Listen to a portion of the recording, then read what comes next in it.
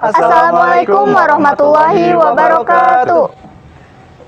Kami dari Ikatan Remaja Masjid SMK Bina Putra Nusantara, Kota Tasikmalaya. Di sini kami akan menyampaikan sebuah narasi yang berjudul Kepemimpinan Rasulullah. Sebelumnya, izin memperkenalkan nama terlebih dahulu. Perkenalkan, nama saya Nur Hadis dari kelas 11 Farmasi Industri.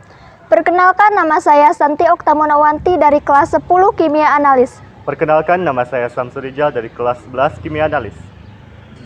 Rasulullah adalah seorang pemimpin terbaik, teragung yang pernah ada dalam sejarah manusia.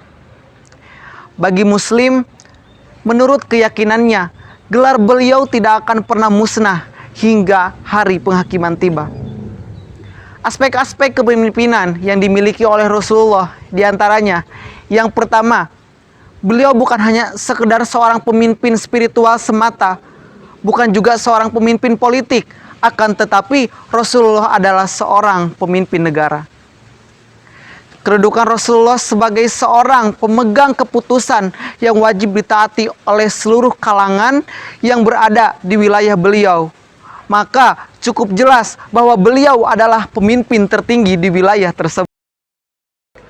Kemudian yang kedua, dalam kepemimpinannya, Rasulullah Shallallahu Alaihi Wasallam menyampaikan syariat Islam secara mendalam kepada umatnya. Bagaimana tidak, Rasulullah sendiri adalah Sahib as-Syariah, yang seluruh gerak-gerik beliau dimulai dari ucapan, perbuatan, hingga takrir menjadi dasar syariat bagi seluruh umatnya.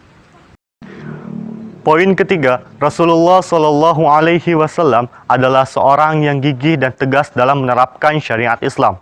Poin nomor 4, Rasulullah Shallallahu Alaihi Wasallam menyatukan masyarakat yang ia pimpin dengan ikatan yang kokoh, yakni ikatan akidah Islami, yang memanifestasikan dalam bentuk ukhuwah Islamiyah. Poin kelima, dalam kepemimpinannya, beliau memiliki misi yang agung, yakni menyebarkan ajaran Islam ke seluruh penjuru dunia, baik dengan cara dakwah maupun dengan cara jihad.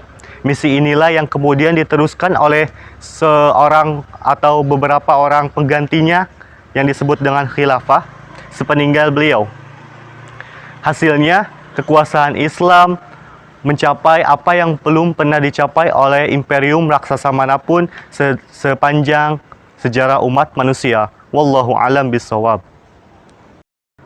4. Sifat utama Rasulullah Shallallahu Alaihi Wasallam. Yang pertama, sidik atau jujur. Seorang pemimpin harus memiliki sifat sidik atau jujur, baik dalam perbuatan maupun dalam perkataan. Yang kedua yaitu amanah. Gelar Al-Amin adalah penegasan dari sifat amanah atau dapat dipercaya. Yang ketiga yaitu sifat tabligh atau menyampaikan. Bukan dalam risalah dakwah, tetapi sifat ini menegaskan bahwa Rasulullah adalah seorang yang komunikatif atau pandai dalam berbicara. Sifat yang terakhir atau sifat yang keempat yakni fatonah atau kecerdasan. Bijaksana, cerdas, dan cermat adalah sifat yang harus dimiliki oleh setiap pemimpin.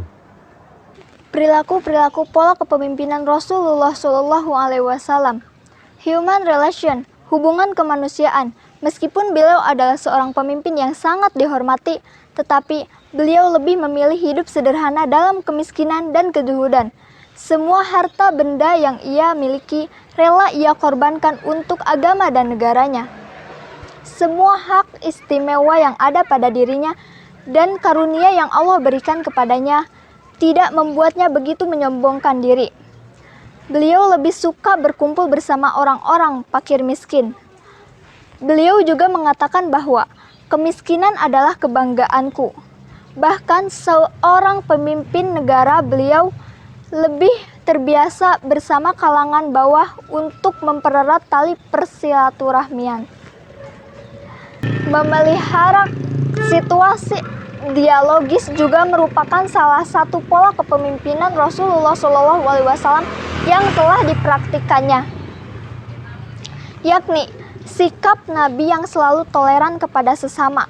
Selain itu juga, keteladanan uswatun hasanah dan amar ma'ruf nahi mungkar juga termasuk ke dalam pola kepemimpinan Rasulullah SAW pada masanya.